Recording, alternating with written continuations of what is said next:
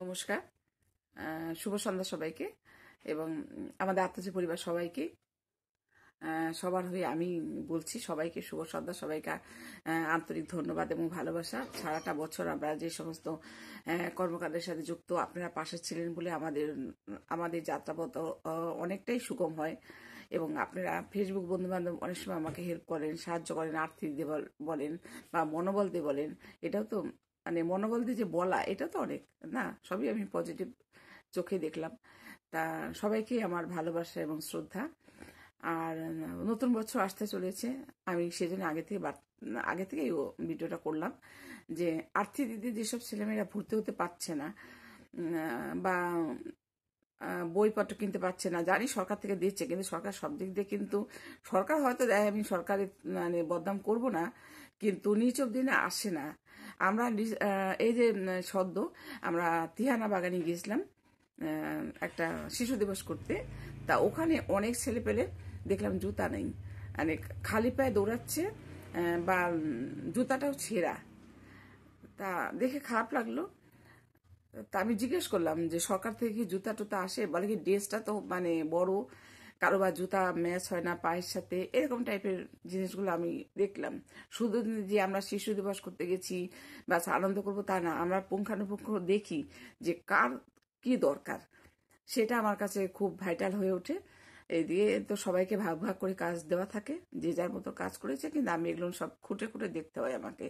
তা ওখানেই আগামী নতুন বছর আসতে চলেছে 2026। তা ওখানটা আমি দেখলাম মোটামুটি 30 জন ছেলে পেলে জুতা নাই, একদম একদম জুতা নেই, খালি পায়ে, কোনো সময় হাওয়াই চটি পরা। তাই আমি 30 জন বাচ্চার ছেলে মেয়ে আমরা আমাদের সেবা সংস্থা থেকে 2-1 জন দিদি মিলে আমি যাচ্ছি আগামী 26শে জানুয়ারি।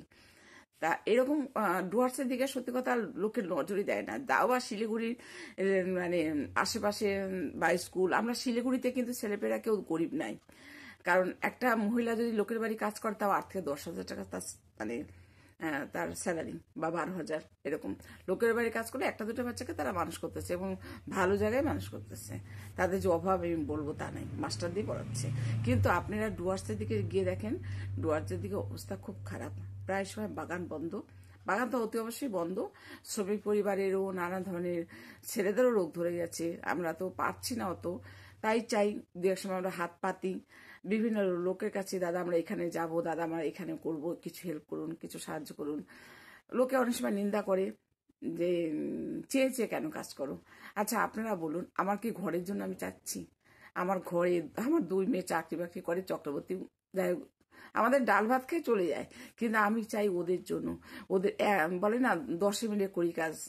তা আপনারা যদি সাহায্য না করেন আমি কোথাতে পারবো? আমাদের সরকার থেকে কোনো ফান্ড পাই না।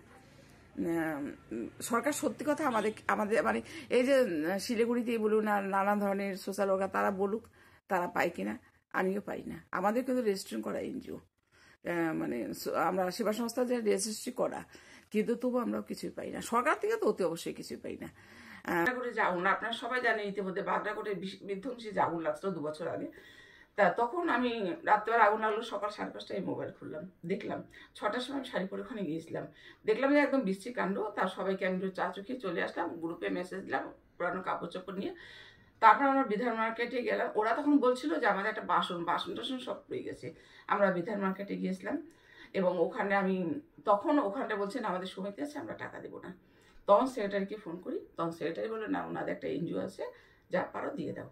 এই অনুমতি দেওয়ার পর আমরা সবার কাছে 5-10 টাকা, সত্যি কথা তখন আমি ভিক্ষাই চেয়েছি, ভিক্ষা ছাড়া কি করবো। তারপর আমরা 6 থেকে 7 হাজার টাকা তুললাম, তুলে ওই 42টা পরিবারকে আমরা হাড়ি এবং হাতা দিয়েছিলাম। তা এইভাবে করে ভিক্ষা যদি চাইতেই লাগে, আমার সন্তানের জন্য অবশ্যই আমি ভিক্ষা করবো। কিন্তু এরকম করে 2 পয়সা দিয়ে পরে যদি আমার বাড়িতে এসে আমার সাথে একই ফেলতে স্যাবলাম করে, এটা তো বরদাস্ত করবো না। তা সুতরাং সুস্থ মানসিকতায় বাঁচুন। সুস্থ মানসিকভাবে যদি আপনি 2 পয়সা দেন দিবেন, নচেত দিতে হবে না।